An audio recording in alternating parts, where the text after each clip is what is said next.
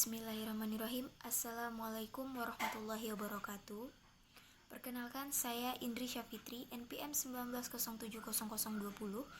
Di sini saya akan mempresentasikan atau menjelaskan materi dari kelompok 4, yaitu mengenai tipe penelitian.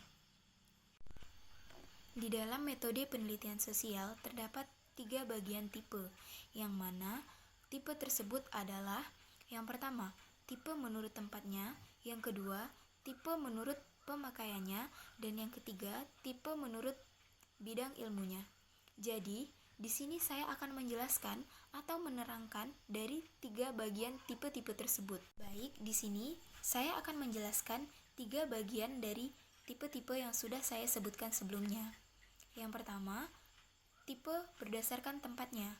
Tipe berdasarkan tempatnya ini terbagi atas 3. Yang pertama, laboratorium; yang kedua, lapangan; dan yang ketiga, perpustakaan. Untuk yang pertama, laboratorium.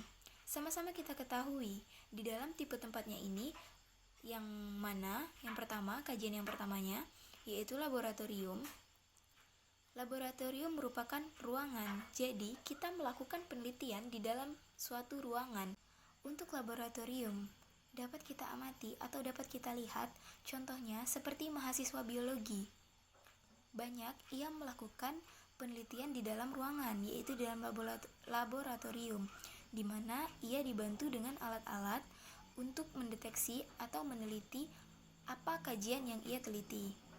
Sedangkan di lapangan, contohnya saja seperti kita mahasiswa sosiologi, tentu kita sering melakukan penelitian langsung terjun ke lapangan, contohnya tentang kenakalan remaja atau tentang suatu permasalahan sosial. Sedangkan penelitian menurut perpustakaan atau tempat perpustakaan, tentu kita meneliti ke dalam ruangan juga, tentunya itu perpustakaan. Kita akan bertemu dengan buku-buku dan kita akan bertemu dengan referensi-referensi apa saja tentang penelitian yang sedang kita kaji. Baik, kita lanjut ke tipe penelitian yang kedua, yaitu berdasarkan pemakaiannya. Tipe penelitian berdasarkan pemakaiannya terbagi atas 2, yaitu tipe penelitian murni dan tipe penelitian terapan.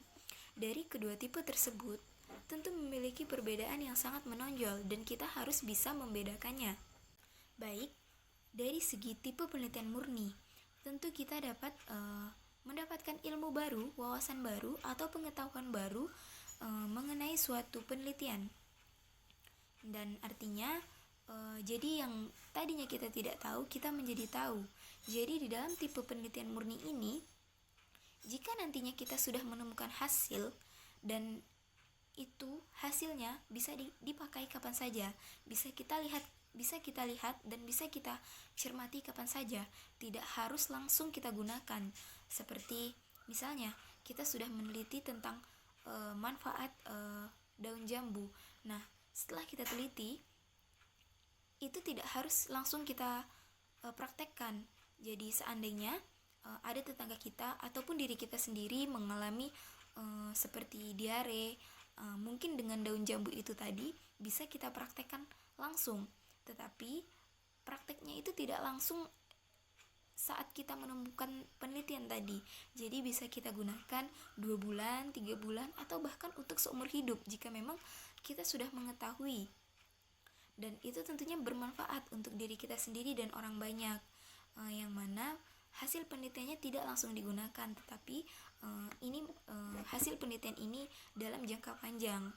Sedangkan tipe penelitian terapan ini juga berdampak terhadap diri kita dan orang banyak. Ia juga memiliki suatu kajian ilmu yang mana mampu menambah wawasan dan pengetahuan kita. Tetapi bedanya dengan tipe penelitian murni tadi, jika terapan ini dapat langsung kita gunakan. Contohnya seperti kita melakukan penelitian mengenai suatu keadaan desa yang akan kita bangun jembatan. Nah, di situ tentu kita akan melakukan penelitian, yang mana penelitian langsung kita terjun ke desa tersebut, kita melihat keadaan, situasi, dan masyarakatnya bagaimana. Nah, setelah kita lakukan penelitian, kita kaji, dan kita melakukan perencanaan. Nah, setelah semua itu deal, fix, dan dapat kita lakukan, tentu kita akan langsung mempraktekannya dan membuat jalan atau jembatan yang sudah kita rencanakan tadi. Baik, tipe penelitian berdasarkan bidang ilmu tentu ada 3 dan kita akan membahasnya. Yang pertama yaitu IPA atau ilmu pengetahuan alam. Biasanya ini merujuk kepada hewan, tumbuhan, ataupun organisme manusia. Sedangkan IPS yaitu ilmu pengetahuan sosial, sama-sama kita ketahui yaitu sosial. Jadi artinya bersifat umum.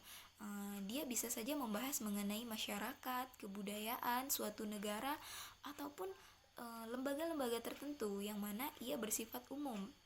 Sedangkan teknik sendiri memiliki ciri khas khusus, artinya ia memperdalam atau hanya mempelajari suatu bidang saja. Seperti SMK itu ada teknik sipil atau teknik industri. Nah, itu mereka hanya membahas bidangnya saja gitu.